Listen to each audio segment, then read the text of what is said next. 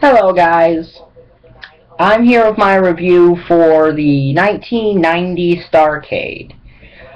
In terms of matches, this is probably the longest Starrcade and biggest Starrcade I will ever review in this series. It has 14 matches on it, because it has a one-night tournament on it, the Pat O'Connor Memorial International Tag Team Tournament. I'll get more into that later.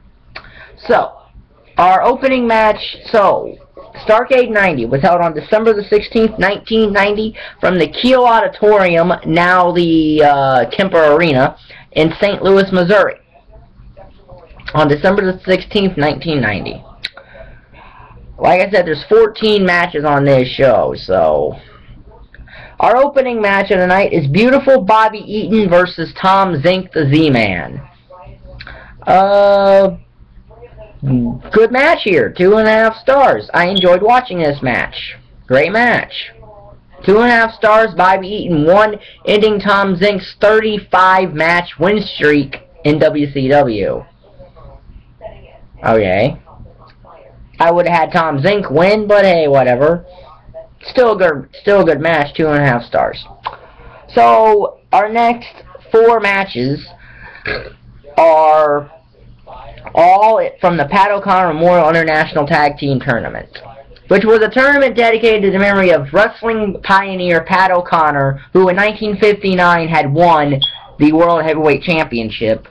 He had died in 1990, so WCW decided to put this tournament on this pay-per-view. I'm not opposed to that idea, but I would have had this tournament be its own pay-per-view. Kind of like how the Great American Bash of 92 had a very similar thing to this on that pay-per-view, and the only other match that was not a tournament match on it was Sting and Vader for the World Championship.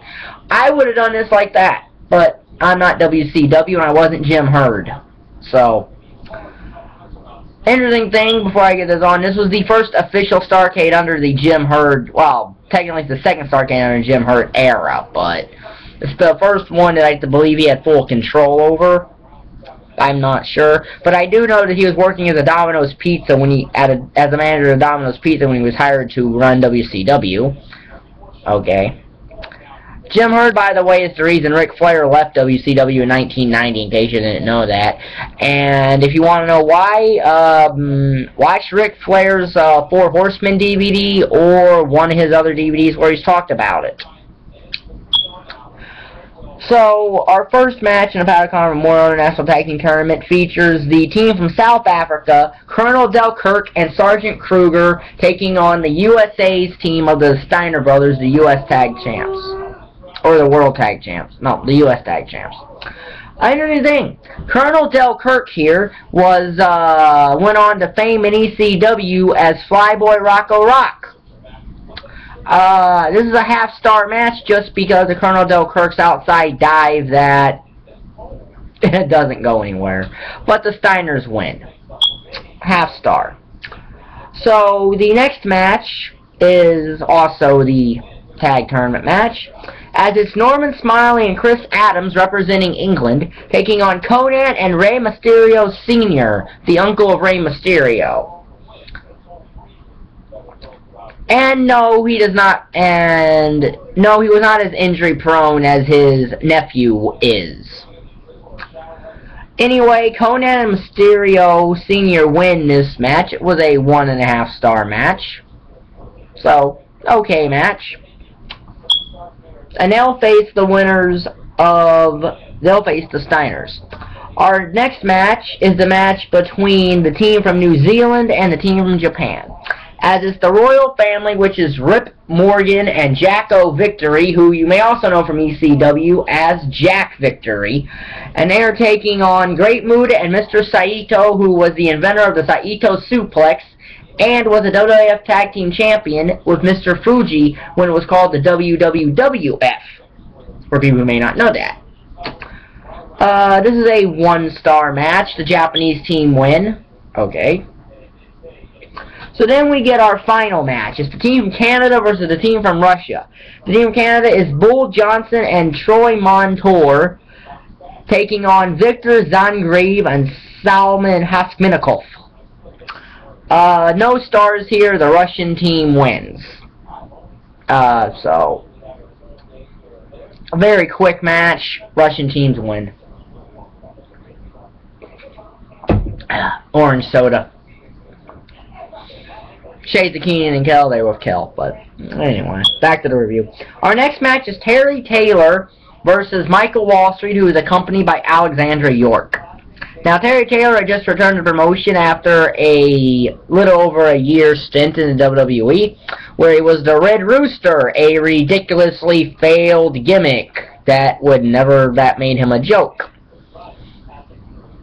And Michael Wallstreet had repackaged himself. He was not Mike Rotund anymore. He was essentially the start of what became known as the York Foundation, with Alexandra York, who is out there with Michael Wallstreet. And everything about this, Alexandra York is Terry Runnels or Marlena, for people who may not know that. This is her very first job in pro wrestling. It was at Alexandra York that her and Dustin Rhodes actually met while they were both in WCW, in case you're wondering about that.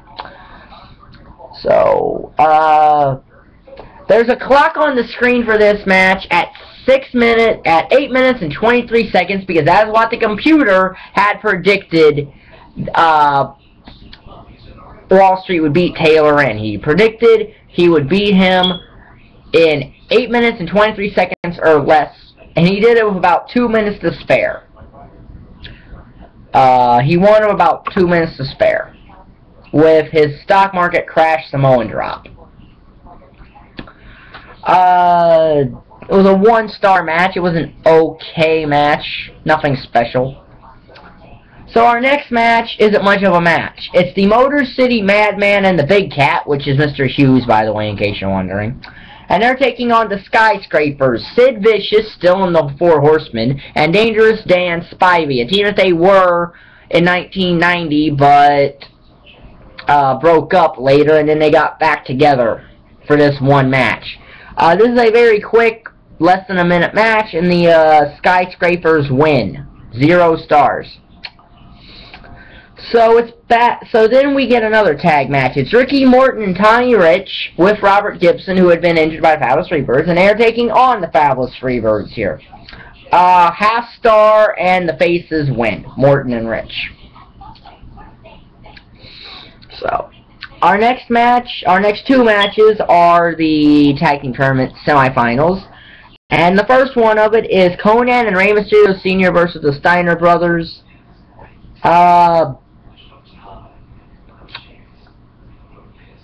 Okay match, half a star.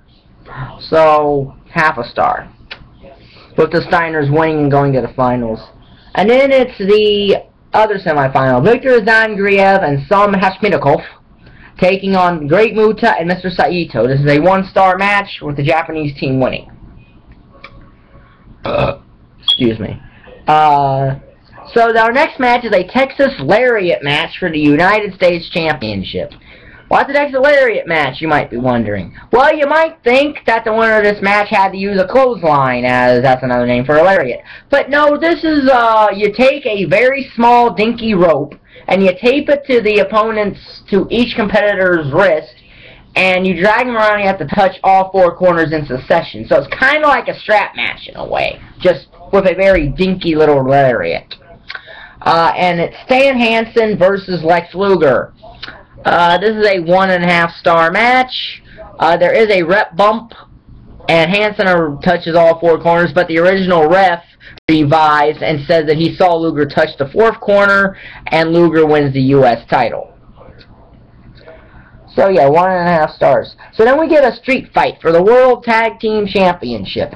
Doom versus the Horsemen. Arn Anderson and Barry Windham. It was originally supposed to be Arn Anderson and Ric Flair, but Ric Flair had to pull out of the match. Because they came up with a limo incident, but it was really because Ric Flair's in the main event. But I'll get to that. This is a 2-star street fight. It could have been better if it had a clean finish, but none of Doom's matches had a clean finish, minus when they lost the WCW Tag Team title at Wrestle War 91 to the Title Freebirds. That's the only time it had a somewhat clean finish, and that Doom lost by pinfall, minus Starrcade 89, of course, when they were not anything but unnamed masked jobbers. So then we get the final match in the Pat O'Connor tournament, as it's the Steiner brothers versus the Great Muta and Mr. Saito. This is the best match of this tournament. This is a 3-star match, and the Steiners win. I guess the NWA thought that the USA should have won this because of the whole Operation Iraqi Freedom thing. Well, each his own. But quite frankly, in my opinion, Muta winning this would have made up for them totally burying him the year before at Starrcade when he didn't win anything. But good match nonetheless, 3 stars. So then it's the main event of the evening. I dropped my notes there. I had to go pick them up. It's the steel cage match for the WCW Championship. No, it was not the NWA Championship. It was the WCW Championship. It's Sting versus the Black Scorpion, and special referee is Dick the Bruiser. Now, remember how I said that Ric Flair's in this main event? Well, here's the story here. WCW in 1990 hired a guy to play the Black Scorpion. However, his first appearance was supposed to be at Halloween Havoc. The guy pulled out, didn't want to work with WCW, so they just made Ric Flair the Black Scorpion because storyline was Flair could not get another shot at Sting. So they had Ric Flair be the Black Scorpion. Black Scorpion has an overly long entrance. If you think the Undertaker's entrance is long, you ain't seen... the Black Scorpion's about as long. First he has 4 fake Black Scorpions come out. Then the Black Scorpion himself drops out in some weird little pod from the ceiling. And Ric Flair, of course, disguises his voice. This is a okay cage match. The traditional cage match is the spots you normally see in a cage. People going in head first into the cage. People missing moves and going into the cage. Stuff like that. Sting wins with a crossbody and that gets the win for Sting. It's a 2-star match. So Sting and Flair have had better matches, but then Ric Flair couldn't be himself because he had to disguise his identity as the Black Scorpion here. And after a match, you get a schmoz of all the Scorpions, the Horsemen, and Faces. They come out, and Flair and Sting manage to get the masks off of the Black Scorpion and prove it's Ric Flair. So everything for this show will be in the description box. Survivor Series, Starrcade. I'll put this also in the Starrcade review series playlist. And the next video in the series is Starrcade 1991, which is the first of 2 Starrcades featuring the Battle Bowl concept, which I will explain in that video. That'll be uploaded whenever I get done watching Starrcade of 1991, which may not be tomorrow because I'm a tad bit busy upon the time I'd watch it, but if I do, I'll upload it tomorrow night. If not, it'll probably be sometime Wednesday. So if you like the video, like button's down there, subscribe button is down there, and thank you for watching. Bye.